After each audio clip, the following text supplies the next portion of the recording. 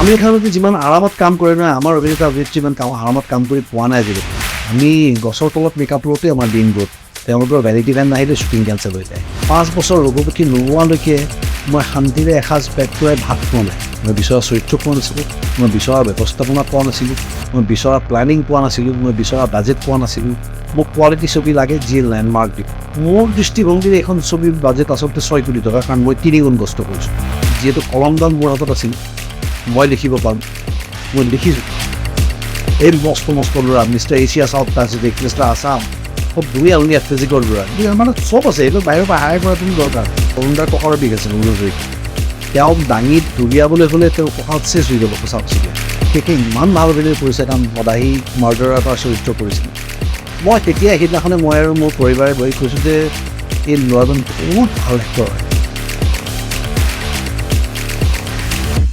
এতিয়া মানুহে বহুত ডাঙৰ বস্তু দেখি গ'ল বহুত বস্তু দেখি গ'ল যদি মই গাঁৱৰ পৰিৱেশৰ কাহিনী কৰিবলৈ যাওঁ তেতিয়াহ'লে গাঁৱৰ বস্তুখিনি কামত আহিব কিন্তু এতিয়া আমাক হেলিকপ্টাৰ লগা হৈছে উপায় নাই এতিয়া আমাক হেলিকপ্টাৰ লগা হৈছে ডাঙৰ বন্দুক লগা হৈছে সেইটো বন্দুক মই যিহেতু দেখাই নাই কেতিয়াও বহাটো আপুনি কিনিছে নেকি নাই কিনা মই এইটো বনাই লৈছোঁ লোকেল টেকন'লজি কিন্তু লোকেল টেকন'লজি হ'লেও তেওঁলোকে যি ধৰণে কৰিছিলে সেইটো ধৰণে আমি এতিয়া কৰিব নোৱাৰোঁ কাৰণ তেতিয়া ব্লেক এণ্ড হোৱাইট আছিল ব্লেক এণ্ড হোৱাইটত বহুত বস্তু কাভাৰ হৈ যায় অসমত ইমান টেলেণ্ট আছে আমি ইয়াত চব কৰিব পাৰোঁ উই কেন ডু এনিথিং আমি ইয়াতে মোৰ এতিয়া ফাইটৰ ল'ৰা গোটেই দেখোন মোৰ ইয়াৰে অসমৰ ল'ৰা 6 ফুট 6.5 ফুটৰ ল'ৰা মোকে চাপৰ লাগে সিহঁতৰ ওচৰত এই মস্ত ল'ৰা mister Asia south Pacific mister Assam খুব দুই আলনীয়া ফিজিকৰ ল'ৰা মানে চব আছে এইটো বাহিৰৰ পৰা হায়াৰ কৰাটো দৰকাৰ নাই এতিয়া অহাবাৰ চাগে মই ফাইটৰ মানুহ নহতো বাহিৰৰ লোকেলি ক্ৰিয়েটেড খুব 90s কৰি থকা এটা পদ্ধতিত আমি MLA দলিওৱা চিনটো কৰিছোঁ আৰু সেই দলিওৱা চিনটো কৰোঁতে আমি একেবাৰে পৌৰাণিক টেকনিক যিটো টেকনিক আমি একদম চিনেমা ইণ্ডাষ্ট্ৰীত মই প্ৰথম আহোঁতে কৰিছিলোঁ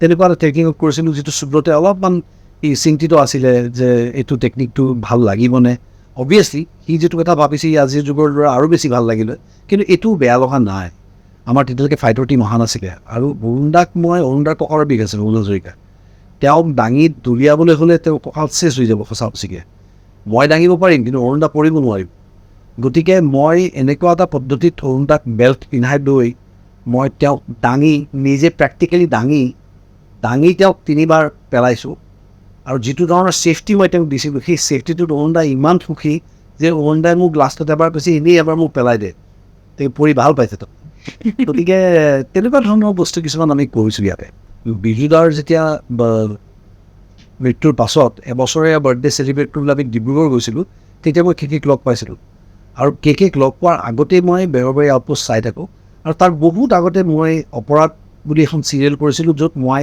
এজন এংকৰ হিচাপে কাম কৰোঁ সাৱধান ইণ্ডিয়া টাইপ তাত কেকে ওলাই এটা চৰিত্ৰত কেকে ইমান ভাল অভিনয় কৰিছে তাত মদাহী মাৰ্ডাৰৰ এটা চৰিত্ৰ কৰিছিল মই তেতিয়া সেইদিনাখনে মই আৰু মোৰ পৰিবাৰে বহি কৈছোঁ যে এই ল'ৰাজন বহুত ভাল এক্টৰ হয় তাৰপিছত দেখিছোঁ যে বেহৰবাৰী আউটপোষ্টত তেওঁ যিটো চৰিত্ৰ কৰিলে সেই চৰিত্ৰটোৰ এটা ষ্টাম্প পৰি গ'ল তেওঁৰ পিঠিত চবেই তেওঁ হয় পুলিচ বিচাৰে নহয় কমেডিয়ে বিচাৰে খালি কমেডিয়ে কৰাই থাকে মই কেক লগ পাই পিনি তাক প্ৰৱেশ কৰিছিলোঁ সিদ্ধাৰ্থ তোৰ নামটো মই সিদ্ধাৰ্থ কৰি পেলাম কেকে তোক মচি দিম কৈছে সিও শুনিলে বহুতে কয় কৰিব কিন্তু মই আহি তাৰ কাৰণে সেই চৰিত্ৰটো বিশেষকৈ তাৰ কাৰণেই ভাবি লিখিছোঁ তাৰ কাৰণেই ভাবি মই তাক এনেকুৱাকৈ আনিছোঁ যে কমিকৰ পৰা ট্ৰেজেডিলৈ কাৰণ ডাইৰেক্ট ট্ৰেজেডি বনাই দিলে মানুহে নল'ব গতিকে কমেডিৰ মাজেৰে তাৰ কেৰেক্টাৰটোক এনেকুৱা এটা ছিৰিয়াছ বাৰ্তা মই প্ৰেৰণ কৰিলোঁ য'ত দৰ্শকে তাৰ চৰিত্ৰটো গ্ৰহণ কৰি ল'লে সেইদিনাখন সি নিজেই কৈছে যে এতিয়া মোক মানুহে সিদ্ধাৰ্থ নামটো গম পোৱা হৈছে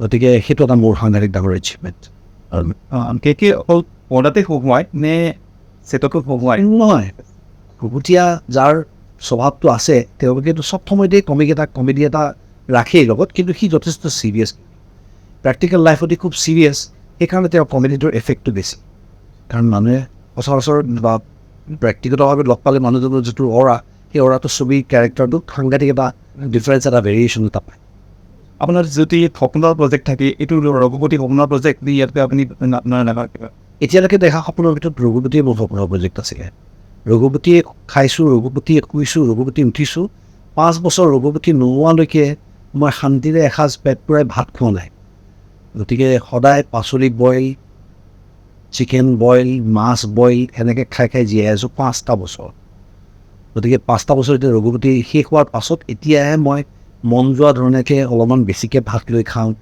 অলপমান খাইছোঁ। গতিকে এইটো মোৰ তেতিয়ালৈকে ড্ৰিম প্ৰজেক্ট আছিলে। এতিয়া মোৰ ড্ৰিম প্ৰজেক্টটোত সলনি হৈ গ'ল। এতিয়া মই ইয়াতকৈ ডাঙৰ চিন্তা কৰি আছোঁ। অভিযোগত আপোনাৰ দীৰ্ঘ বিৰতি এটা দেখিটো মাজতে আপুনি বিচৰা চৰিত্ৰটো পোৱা নাছিল নেকি? হয়, মই বিচৰা চৰিত্ৰ পোৱা নাছিলোঁ, মই বিচৰা ব্যৱস্থাপনা পোৱা নাছিলোঁ, মই বিচৰা প্লেনিং পোৱা নাছিলোঁ, মই বিচৰা বাজেট পোৱা নাছিলোঁ, বহুত বস্তু পোৱা নাছিল। গতিকে মই 5টা বছৰৰ ছবিবিলাক ৰৈ গ'ল। যেতিয়ালৈকে দক্ষ পৰিচালক যিসকলৰ লগত মই কাম কৰিছোঁ, আজি মোৰ ঈশ্বৰৰ বিশেষ আশীৰ্বাদ আছে কাৰণেই চাগে মই ডক্টৰ ভৱেন্দ্ৰনাথ শইকীয়াৰ পৰা আৰম্ভ কৰি সুব্ৰতলৈকে কাম কৰিলোঁ। গতিকে দক্ষতা যদি কোনোবা এজন মানুহৰ মাজত আছে বা নাই, সেই কথা কিন্তু মই প্ৰমাণ পাই যাওঁ আগতীয়াকৈ। আৰু সেই ক্ষেত্ৰত মই সকলোৰে লগত কাম কৰি কেৱল ছবিৰ সংখ্যা বৃদ্ধি কৰাত মই আগ্ৰহী নহয়। মোক কোৱালিটি ছবি লাগে যিয়ে লেণ্ডমাৰ্ক দিব। গতিকে এনেও আজি যদি মই মানুহৰ মাজত সুধোঁ, মোক কোনো এৱাৰ্ড নিদিলেও যেতিয়া মোৰ কোনোবা এখন ছবিৰ কথা আজিও 20 বছৰ পাছত যেতিয়া কোনোবা এজন মানুহে আহি লগ পাই কয় যে আপোনাৰ অমুক ছবিখন মই এতিয়াও মোবাইলত থৈ দিছোঁ, মই চাই থাকোঁ, মোৰ কাৰণে তাতকৈ ডাঙৰ এৱাৰ্ড নাই। তেতিয়া মই বুজি পাইছোঁ যে আচলতে কোৱালিটি ছবিৰ মহত্বটো কিমান বেছি। এনেও সি উইন পাৰ্চেণ্টেজটো বঢ়াই ৰাখে। ছবিৰ সংখ্যা যদি কম হয় তেতিয়া 98% চিনেমাবোৰ হিট বুলি ক'বলৈ ভাল হয়। কিন্তু যদি 300খন ছবিও মই কৰোঁ, তেতিয়া মোৰ যদি 42% মোৰ ছাকচেছ ৰেট বুলি ক'বলৈ বেয়া লাগে। আপুনি Assamese Aamir Khan Aamir Khan is not my life time, মাপকাঠি নহয় তেওঁ মোৰ। তেওঁ কৰে এটা কাম, ময়ো কৰোঁ। তেনেকৈ আমি চবকে একে মানুহ বুলি ক'ব লাগিব, কাৰণ চবেই মুখেৰে ভাবে, সেইটো এটা পদ্ধতি হ'ব নোৱাৰে। আমিৰ খান নিজৰ জেগাত, মই নিজৰ জেগাত। কালি একেটা চৰিত্ৰত যদি আমি একেলগে কাম কৰোঁ, তেওঁ হয়তো মোৰ সন্মান সহকাৰে কথা ক'ব লাগিব। মোৰ সেইখিনি দক্ষতা মোৰ ভিতৰত আছে বুলি মই বিশ্বাস।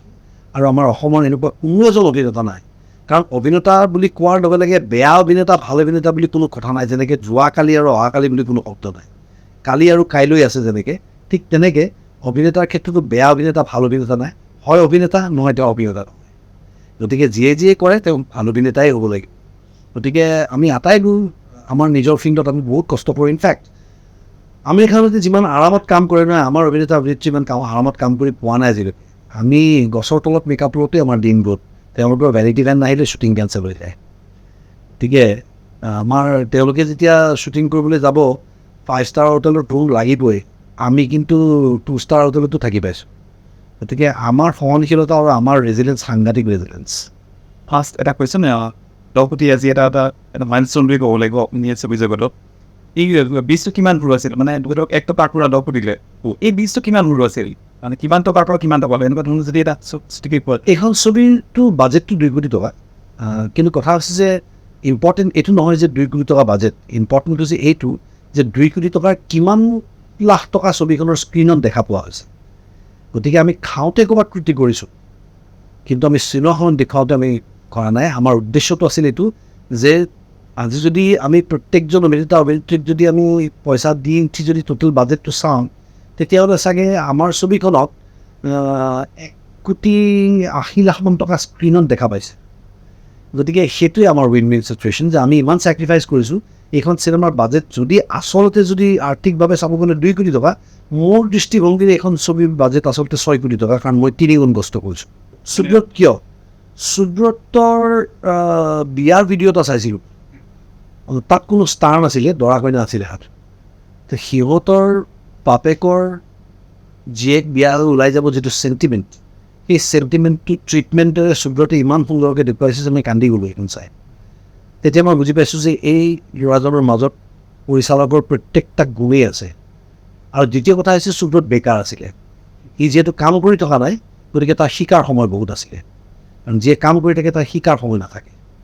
যিয়ে অলৰেডি উচ্চপদস্থ স্থানত বহি থাকে, তেওঁক মানুহে সদায় তেওঁক প্ৰশংসাৰ মাজেৰে পাৰ হয়, তেওঁ কেতিয়াও সমালোচনাৰ সন্মুখীন। সুব্ৰতত সমালোচনাৰ সন্মুখীন হৈছে, গতিকে তেওঁলোক একধৰণে ক'ব গ'লে তেওঁলোক জুয়ে পৰা হ'ল। গতিকে মোৰ বাহাদুৰি এইটো যে মই সেইটো ফুল চিনি পালোঁ। আপুনিতো ফোন চিনি পোৱা ধৰক ৰাজ শৰ্মা, মঞ্জিতক এটা নতুন ৰাজ শৰ্মা ৰাজ মোৰ খুব ভাল বন্ধু। ৰাজ এজন ভাল অভিনেতা বুলি মই কোৱাৰ কোনো প্ৰয়োজন নাই। ৰাজে নিজৰ দক্ষতাৰে প্ৰমাণ কৰি থৈছে।